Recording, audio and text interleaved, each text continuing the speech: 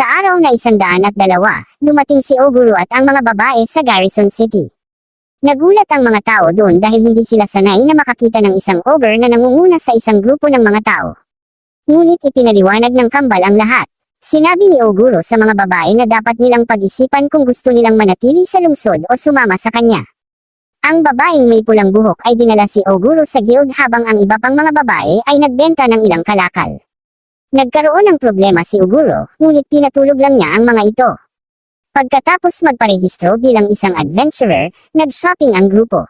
Ang mga babae ay naghahanap ng damit, ngunit nagpasya si Oguro na maghanap ng impormasyon. Nag-disguise siya bilang isang tao at nagbalik sa anyo na kanyang ginamit sa kanyang nakaraang buhay.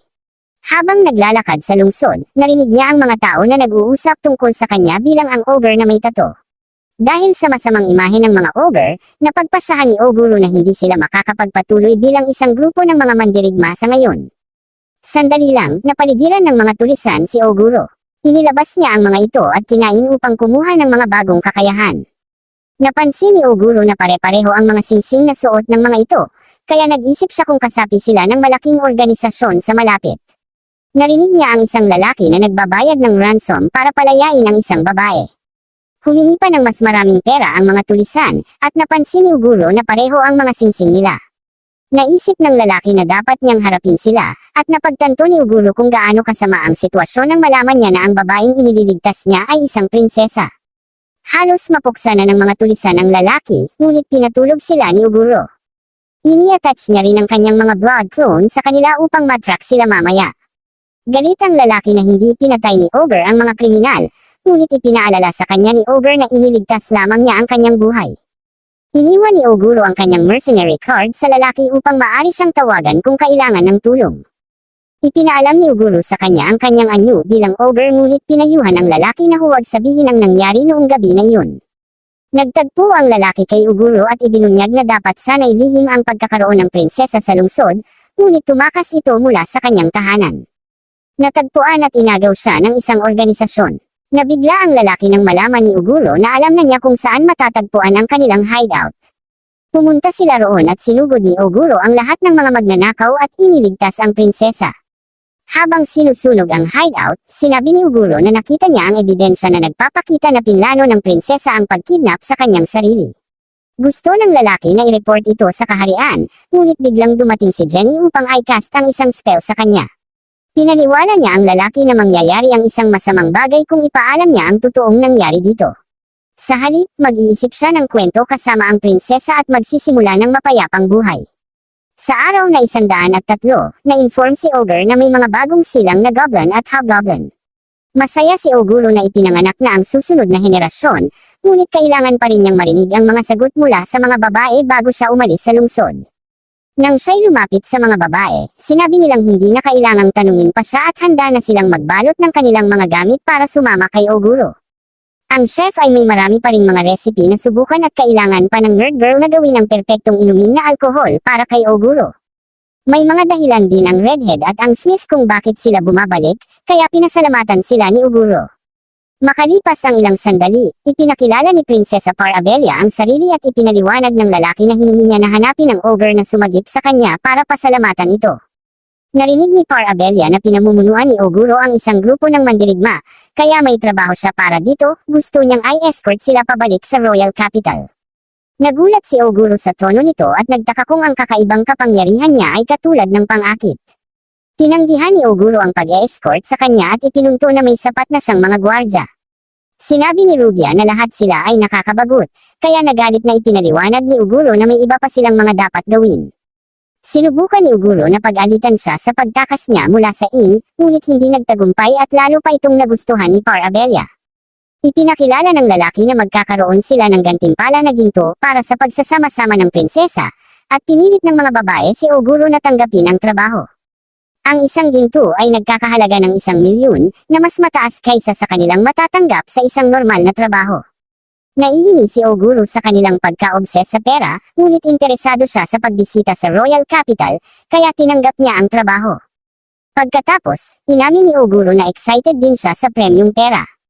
Nilahad ng prinsesa na tumakas siya muli mula sa kanyang mga gwardya, kaya sinaway ni Oguro ang lalaki. Sa kasamaang palad, ipinaliwanag nito na matigas ang ulo ng prinsesa. Ito ay medyo masama dahil malamang na hinahanap na ng mga gwardya si Parabella, at kung makikita siya kasama si Oguro, maaaring akusahan siyang kidnapper. Ngunit sumama pa rin sila sa kanilang paglalakbay, at sinagot ni Oguro ang lahat ng mga tanong ni Rubia. Ipinaliwanag niya na sumasakay sila sa isang centipede na bungo. Pagkatapos ay sinabi ni Oguro na ang ilang mga kalapit na hayop ay tinatawag na mga toro. Nagmamay-ari sila ng magandang kalidad ng karne, at maaaring mabenta ang kanilang mga sungay para sa malaking halaga ng pera. Kunin ng grupo ang ilan sa mga tao para sa piging at may isang salo-salo na lahat. Habang ginagamit nila ang isa sa mga tao para sa pagpapanggap ng kanilang napakalakas na buto ng skeleton bilang isang karo, kinuha ng maitim na buhok ang isang kuneho at kinain ito. May ilang kakayahan siyang natamo, at ipinaliwanag ni Oguro na ang kanyang kapangyarihan ay hindi lumalabas maliban na kung ganoon ang kanyang gawin. Nag-aalala ang lalaki kapag ang prinsesa ay nagiging labis na di maalalahanin, at kinakailangan ni Oguro na iligtas siya. Natuklasan na niya na kailangang iligtas siya ng maraming beses, kabilang na ang kanyang pagsingit sa mga kusinero na may hawak na mga kutsilyo. Medyo masama ito, kaya kinagagalitan niya siya.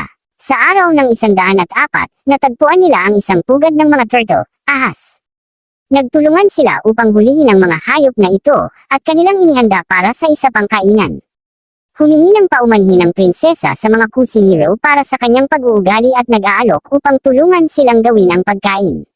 Sinabayan ito ng lahat na nasisiyahan ang inihaw na turtle na ahas habang patuloy ang kanilang paglalakbay. Napapansin ni Oguro na si Rebellia ay lubos na masuyong. Kahit alam niya na talagang mapanganib ang isang bagay, hindi niya may iwasang mag-imbestiga. Interesado si Oguro sa gabi, kaya pinapayagan niya silang sumali sa kanilang umaga ng pagsasanay. Gusto ring sumali ng prinsesa, ngunit sinabihan siya na ang pagsasanay ay hindi lamang laro. Naniniwala siya bagaman, kaya pinapayagan siya ni Oguro na sumali sa kanila. Binulag ni Oguro ang gabi hanggang sa siya'y mawala ng malay at hinangaan niya ang prinsesa habang seryosong nag-eensayo ng paghampas ng espada. Sa gabi, binuo nila ang kanilang ruta para sa susunod na araw. Ang daanan sa tabi ng isang bangin ay ang pinakamaikli, ngunit ito rin ang pinakapeligrosong. Delikado ito dahil sa mga fillet eagles na naninirahan doon. Sila ang pinakamalakas na lahi sa paligid ng bundok na landas. Sila ay sobrang bilis at naglalabas din ng lason mula sa kanilang mga kuko. Lalong mas masama, ang Boss Class Jade Eagle ay may kapangyarihang pagpala, at ito ay susunod sa kanila kung sakaling makaharap nila ang isa. Sa sandaling iyon, nagulat ang lahat nang ipahayag ni Oguro na sila ay maghahanap sa Jade Eagle. Ang paghahanap ay naganap sa susunod na araw, at ang nasasakupang eagles ay naging kanilang almusal.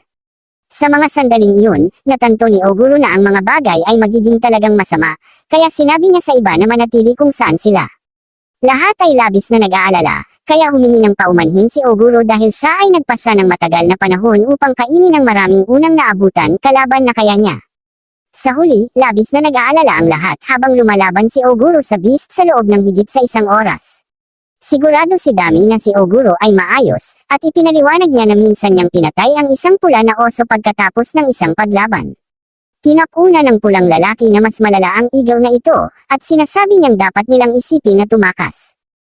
Pagkatapos na matanggal si Oguro, tumanggi si Dami na tumakas at basta na lamang ipinahayag na mananatili siya kay Oguro anuman ang mangyari.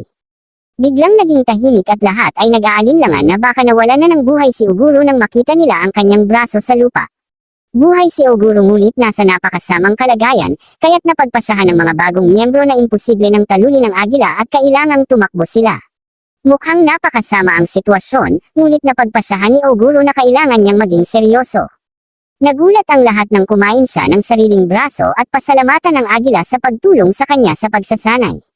Kinikilala niya ang lakas nito at isinusuot ang kanyang armor. Sinakal ni Oguro ang malaking ibon gamit ang kanyang mga sinulid kaya hindi na ito makatakas. Sa isang bagzo lamang, pinabagsak ni Oguro ang agila sa lupa. Akala niya ay mamamatay ito agad, ngunit matibay ang vitalidad nito. Sa sandaling iyon, natuklasan ni Oguro ang isang bato na nakabaon sa puso ng Jade Eagle. Ipinaliwanag ng mga babae na napakabihira nito, at ipinapayo kay Oguro na huwag itong kainin. Gusto nilang gamitin ito para sa isang bagay dahil ito ay material para sa paggawa ng makapangyarihang mga sandata. Pagkatapos nito, nagpista ang grupo ng nilutong JDGO, at mas nakakuha pa ng mga kakayahan si Oguro. Ginamit ni Oguro ang ibon para sa isa pang exoskeleton slot, at kumuha siya ng mga pakpak na may mga balahibo.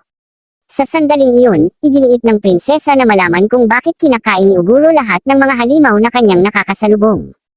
Ilan beses nang tanungin ito kay Oguro sa kanyang nakaraang buhay, at ang sagot ay hindi nagbago, kinakain niya ito dahil pinatay niya ito, at pinapatay niya para sa ikabubuhay. Kung may namamatay dahil sa kanyang kagagawan, kinakain niya ito hanggat maaari upang magpabawi.